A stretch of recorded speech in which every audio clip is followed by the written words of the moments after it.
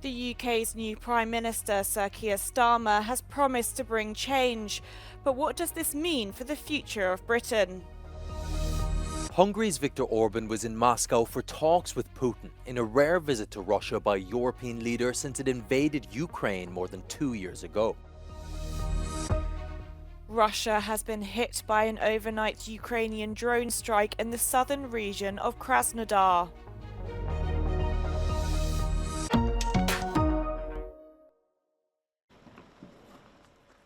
On the morning of the Labour Party's landslide UK general election win, party leader and new Prime Minister Sir Keir Starmer said change begins now. But what does this mean? And what is the expected timeline for a government that's waited 14 years to set the political agenda? After the 61-year-old former barrister and Director of Public Prosecutions was formally appointed Prime Minister by King Charles III, Starmer said, "My government will serve you." He told reporters outside 10 Downing Street his ambitions for the next 5 years would focus on putting the country first, party second. Changing a country is not like flicking a switch. The world is now a more volatile place. This will take a while. But have no doubt that the work of change begins immediately. The Labour Manifesto, a document outlining the party's political priorities, lists 5 goals for the next half-decade. It includes kick-starting economic growth, reducing violent crime, and improving and investing in the ailing National Health Service. Despite the optimism, Starmer and his party face an uphill battle, both at home and abroad, and will need to mitigate a cost of living crisis, global conflicts, and climate change.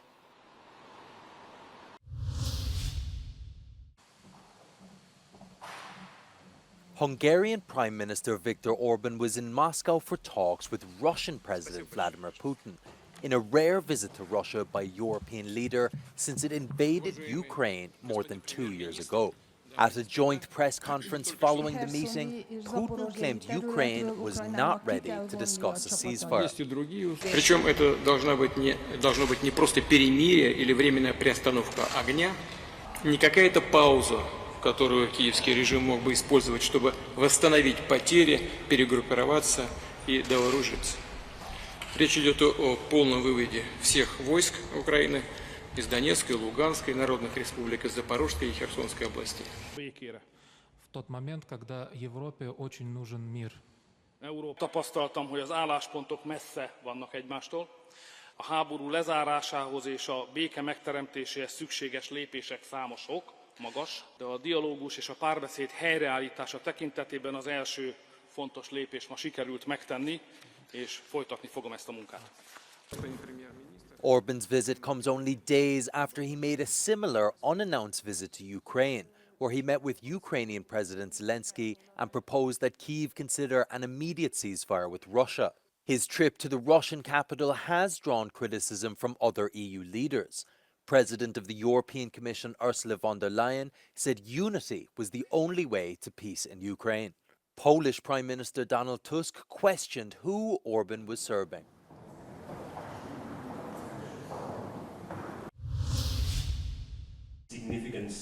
Make Europe great again, borrowing a phrase from Donald Trump, is the slogan of Hungary's 6-month rotating presidency of the European Council.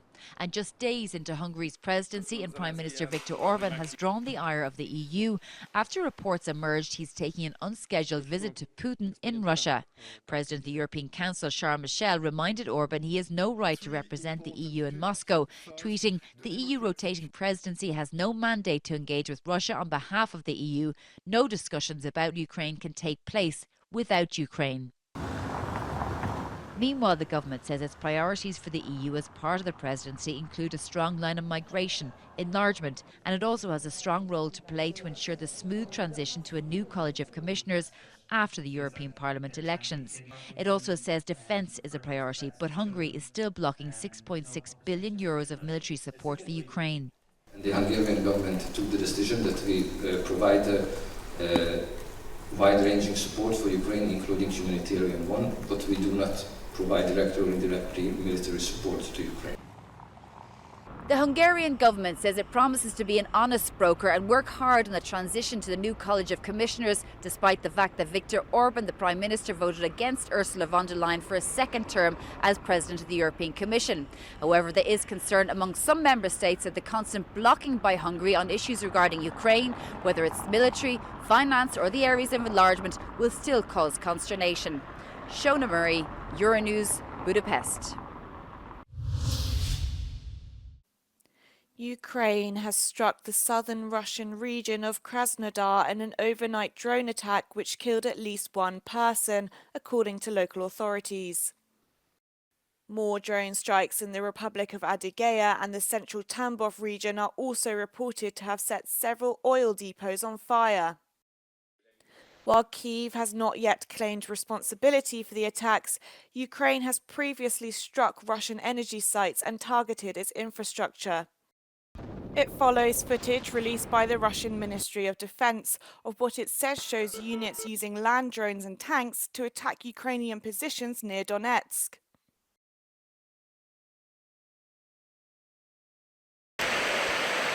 The statement also said operators of FPV drones have been continually surveying the position of the armed forces of Ukraine on the right bank of the Dnieper River. It comes as Ukraine's army has been forced to retreat from a neighborhood in the outskirts of Chaziv Yar, a strategically important city in the eastern Donetsk region. The mothers of Israeli hostages held by Hamas in Gaza have taken to the streets of Tel Aviv to protest for their return. 116 hostages still remain unaccounted for after being captured by Hamas on the 7th of October last year. Israeli Prime Minister Benjamin Netanyahu has faced backlash from families for failing to commit to a US ceasefire and hostage release proposal. But this week his office said he is sending negotiators to resume peace talks after a long hiatus. A second volcano was active in Italy this week as Mount Stromboli erupted simultaneously with Mount Etna, belching ash and lava off the Sicilian coast. Stromboli is one of the most active volcanoes in the world, renowned for its regular but normally minor eruptions that send lava oozing from vents inside its crater. On est allé voir de l'autre côté et on a vu effectivement trois endroits où il y avait des projections importantes. C'était très rouge et on voyait la lave couler le long de la mer. C'était un spectacle exceptionnel. Explosions and how the rocks fell down the whole mountain into the water, and there are now very high waves and explosions and the dust. Only a day before, Mount Etna erupted with a spectacular display of lava and ash. The two volcanoes are barely 180 kilometers away from each other. 24 police officers from 8 countries will spend the summer in the southern county of Split, Dalmatia to provide safety for tourists. The international patrols will also be on hand to inform and advise tourists and locals in the case of an emergency. The tourist police force was formed in Croatia 18 years ago. It's so far seen around 1,200 officers from 20 countries take part.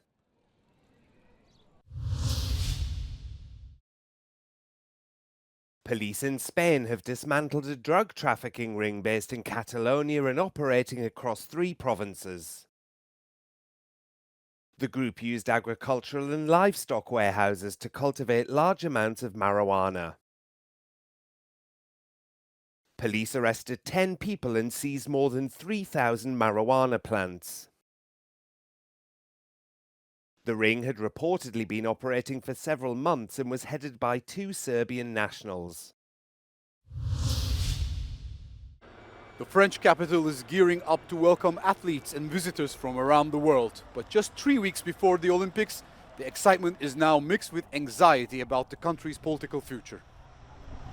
Vu que la période électorale est un peu agitée, toujours le risque que ça gâche un peu la fête, effectivement. Que voilà, ça fait des années que Paris se prépare à recevoir les Jeux Olympiques et Paralympiques. Ce serait dommage que la fête soit gâchée parce que la situation politique est tendue. The far-right National Rally's strong results in the first round of the snap election has dampened the mood for many in Paris, a city that is known to be a left-wing stronghold. C'est la joie quand Paris a été choisi pour 2024. Mais maintenant qu'on se rapproche, tout le monde n'est pas content parce qu'il y a des travaux partout, les places sont très chères, il y a beaucoup de Français qui ne vont pas assister aux Jeux Olympiques. Et je pense que c'est pas aussi populaire que ça aurait pu l'être. Après les élections, je ne suis pas sûr que ça change vraiment quelque chose par rapport au sentiment des Français sur les Jeux Olympiques. Ça va changer leur vie, quoi qu'il arrive. Pour les Jeux Olympiques, c'est trop tard maintenant. Je pense que ça commence dans 15 jours. C'est trop tard de se poser la question, savoir si les élections vont impacter, je ne sais pas. Les gens, malheureusement, ont ras-le-bol de la politique, ils n'y croient plus, ils se tournent vers les extrêmes. Enfin, dans les deux cas, pour moi, c'est la même chose. Enfin, dans les deux cas, il n'y a pas de... C'est vraiment la peste ou le choléra, il n'y a pas mieux entre les deux. Donc voilà, non, déçu et on ne sait pas où est-ce qu'on va. In Paris, where the National Rally received only 10% of the votes in the first round Sunday compared with 33% nationwide, the prospect of France getting its first far-right government since World War II has pulled attention away from the city hosting the Summer Olympics for the first time in 100 years.